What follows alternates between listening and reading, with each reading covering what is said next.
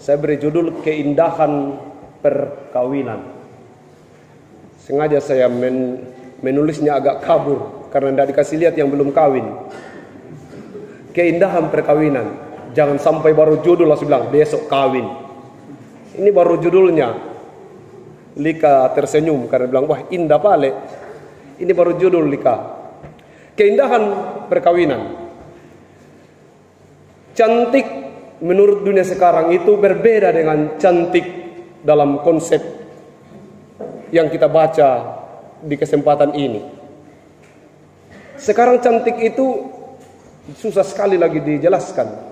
Nanti di dempul baru dibilang cantik. Ini kan aslinya jadi dempul itu artinya memang berat sekali mau cantik, tapi usaha makeup lah yang kemudian membuatnya cantik. Dempul itu kalau dibedai itu memang sudah cantik, tinggal dipoles-poles. Cantik menurut Alkitab itu ternyata jauh beda dengan cantik dalam konsep yang ada di dunia sekarang. Kalau cantik itu harus putih, maka orang-orang kulit hitam tidak akan pernah disebut cantik. Dan Tuhan pasti salah mengukur kecantikan dari sudut warna. Kalau cantik itu harus hidungnya mancung, maka celakalah kalian yang pesek. Kalau cantik itu harus tinggi besar, maka betapa kasihannya mereka yang tidak hanya 1 meter kotor. Istri yang ideal. Kalau saya tanya bapak-bapak yang sudah lama beristri, istri yang ideal itu seperti apa? Ya, pengertian. Apalagi? Ini baru untuk bapak-bapak. Istri yang ideal itu seperti apa? Apa misalnya jadi? Yang penting ada. Harus begitu. Apa misalnya yang penting ada? Kalau ibu-ibu, suami yang ideal itu seperti apa? Apa misalnya juga? Yang penting ada gelek-gelek sebelum tidur. Lihat Papa Sui sudah beberapa puluh tahun menderita. Sejak meninggalnya istrinya, dia memutuskan untuk lajang. Bukan tidak ada yang suka, tapi dia memutuskan untuk lajang. Istri, kecantikannya harus berbeda dengan yang ditawarkan dunia sekarang. Begitu banyak istri berusaha mempercantik dirinya. Coba lihat di rumahnya, ada begitu banyak bunga-bunga di mana-mana. Tuh, hiasan di rumahnya luar biasa, tapi tidak pernah pergi ikuti kebaktian PPR. Tidak ada waktunya untuk pergi ibadah hari Minggu antara anaknya kemana, tapi waktu untuk di rumah ada. Ada waktu kasih makan ayam, ada waktu kasih makan babi, ada waktu dekorasi rumah. Karena dia pikir bahwa cantik yang sesungguhnya adalah punya rumah yang bagus, punya kekayaan, punya harta dan seterusnya. Itulah yang menjadi usaha begitu banyak perempuan sekarang.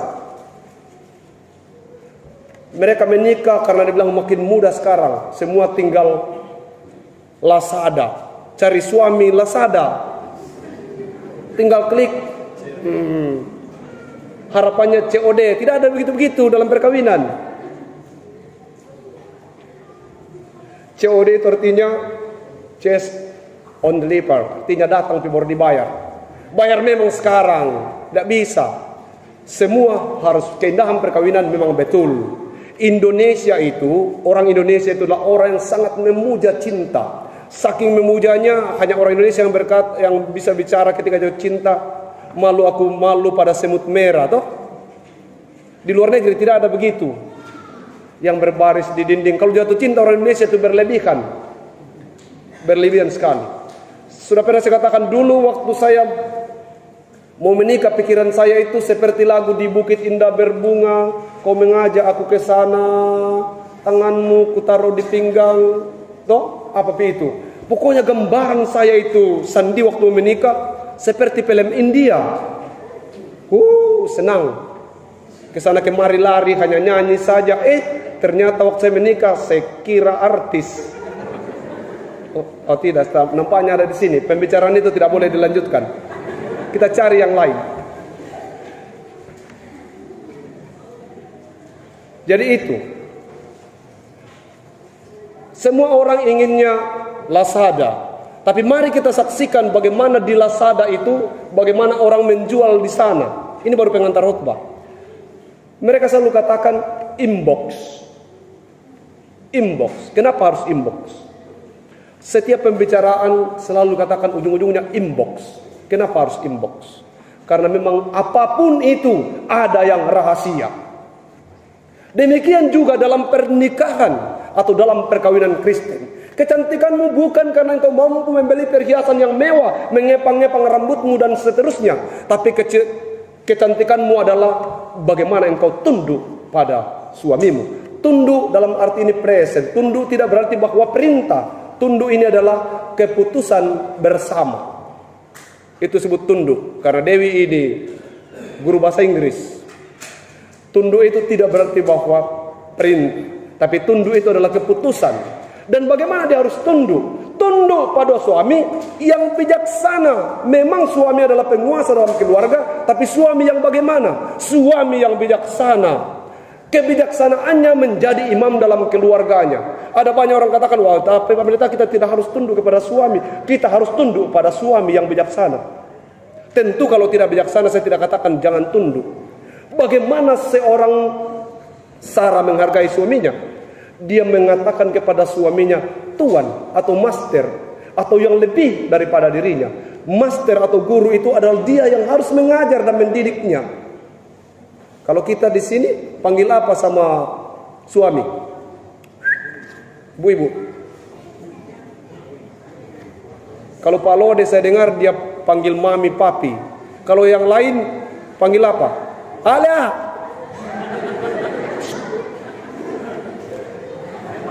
Bukan satu jari. Begitu. Kudusnya perkawinan itu ditentukan sikap hidup dalam keluarga. Tadi malam ada pastoral katakan 40 tahun tidak pernah bertengkar. Kami baru 2 minggu sudah bertengkar. Ini pendeta. Tapi untung karena sampai hari ini juga tidak berani untuk bercerai. Kemarin saya membaca di sebuah postingan di Facebook dikatakan saya sedang mencari istri. Baru 2 menit saya lihat sudah ada 1000 orang yang kirim, ambil istriku saja.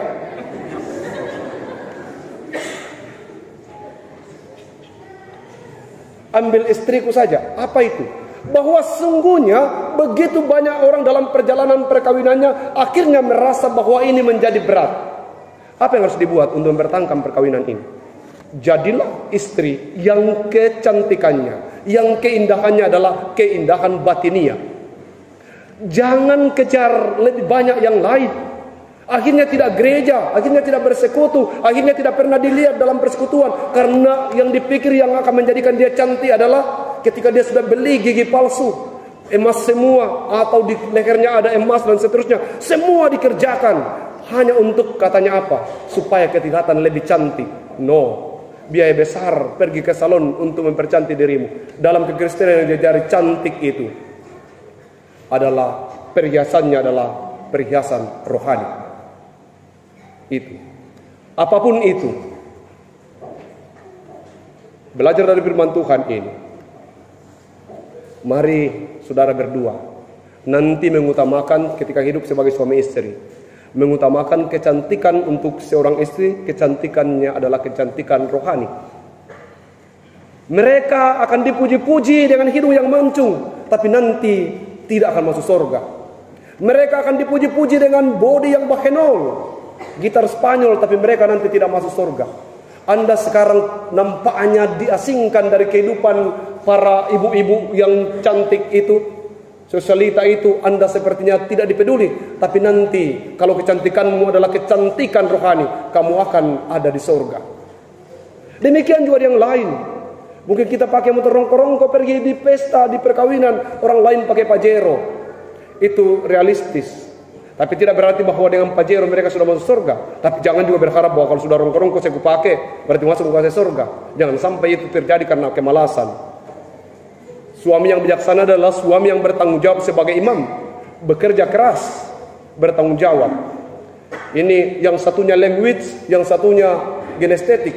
Dewi guru bahasa Inggris pasti lebih banyak bicara.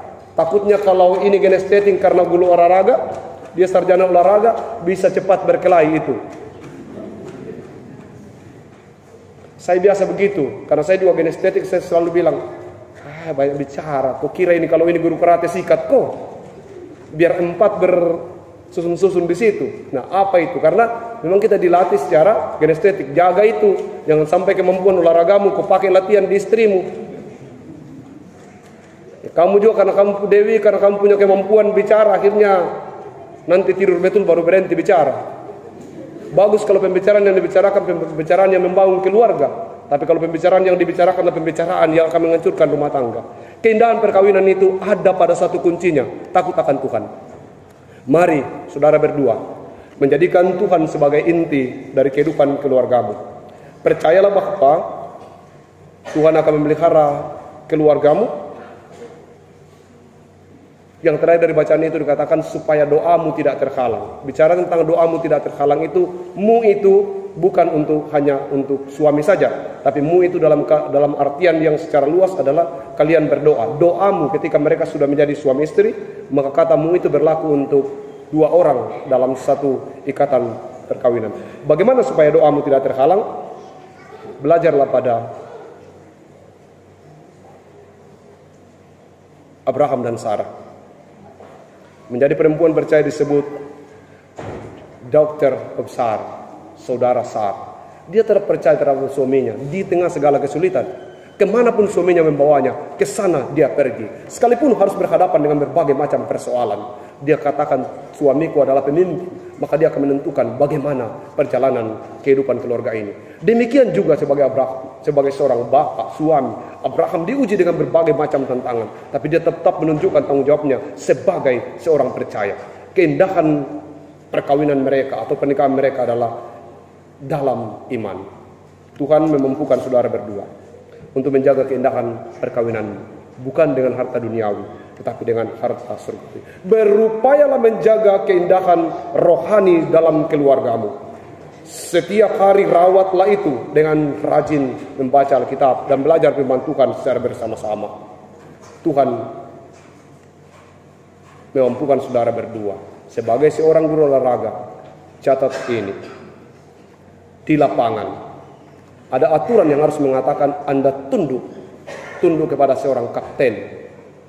Fungsi kapten bukan sebagai penguasa di dalam tim itu, tapi fungsi kapten adalah menjaga agar tim ini tetap solid dan sistem permainan berjalan secara baik.